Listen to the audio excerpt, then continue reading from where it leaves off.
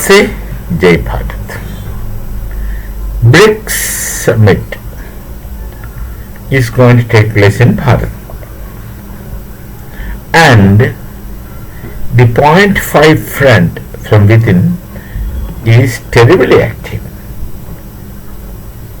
On the one hand, Pakistan will continue terrorist plots. Recently, in 14 states of Bharat, terrorist modules were identified and more than 250 terrorists involved in terrorist module operations were arrested, and more will follow. And that's one thing. We can deal with this terrorism infiltration. Some people, they have all strange names as terrorist groups. They will send their people on the one hand, and they will create their followers, citizens of Bharat, to make problems, to blast or this thing, that thing. That's clear. We can deal with them better. But how about the deep state funded cockroaches like gang? They will create problems. And these people who call themselves as Gen Zs, I refuse to accept them as Gen Zs because they are all above 30 and not well educated. They failed characters in their universities, lost education, do not have a career, and then suddenly they get funds from deep states and several other agencies so that they have a comfortable living for a song. They don't have to work hard to earn money. Money comes to them. And they keep traveling and talking to media. This is a good thing they do because they don't have to struggle much. And they pick up very interesting, apparently significant points. So recently they're trying to say that we will go to the schools and develop the infrastructures suddenly. Then they will start visiting schools, and you can find out many faults. Go to any schools anywhere in the world. If you are going with a negative perception, you can find faults. Not just schools, any place. If you're negatively oriented, you will get such results. So they will say toilets are not appropriate, parking place is not appropriate, fencing is not appropriate. So many things they can say. They will show this as their agenda, but work against nation's interest. That is the .5 front, their job. They appear to be decent, talking about sensible things, but functionally they are destructive. They are trying to create differences among the people of Bharat and weaken the government. They always target the government. You look at their operation. They will operate in BJP ruled places, not in non-BJP ruled places. They won't go there.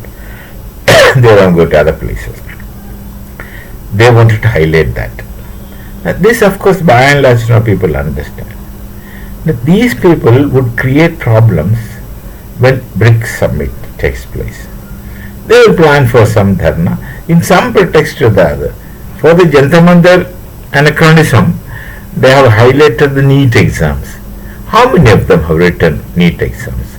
And how many real NEET students, NEET appearing students took part in it? My son appeared NEET long back.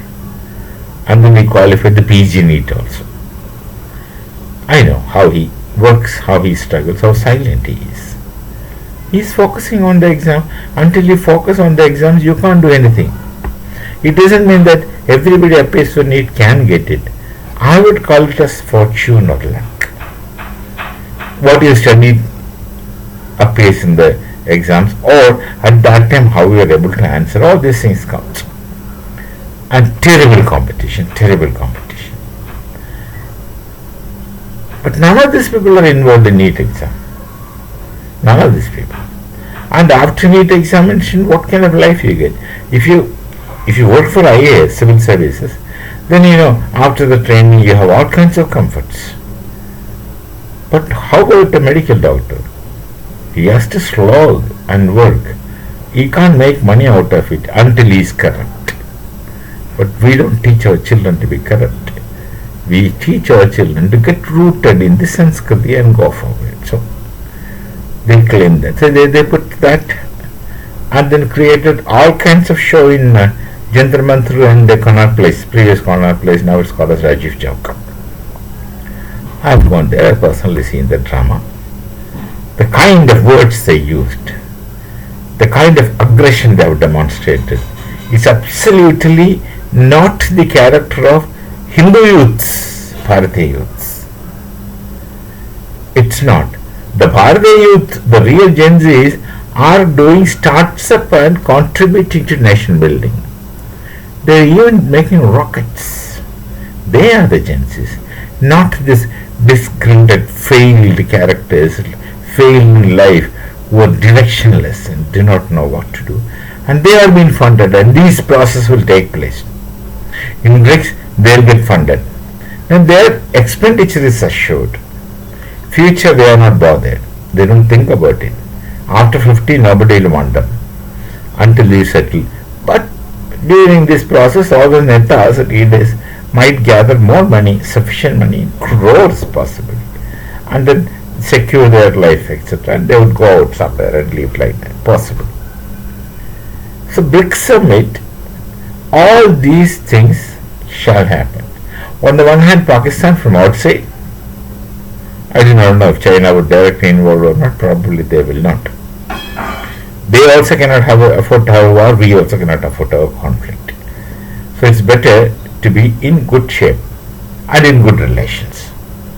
But Pakistan cannot afford a war, and so they always had been doing this terrorism. They sponsor terrorism, send them to Bharat, they create blasts here and there, create disturbances. But the 0.5 enemy within Bharat, which includes the Dimagi Naxals, urban Naxals, those who are anti-Bharat, and these cockroaches, they will be doing something for the BRICS, and I'm sure that our national leadership would take care of things. But then don't be surprised if you get bad news from places relevant. We shall meet. Namaste. Jai Bharat, Jai Sri Ram.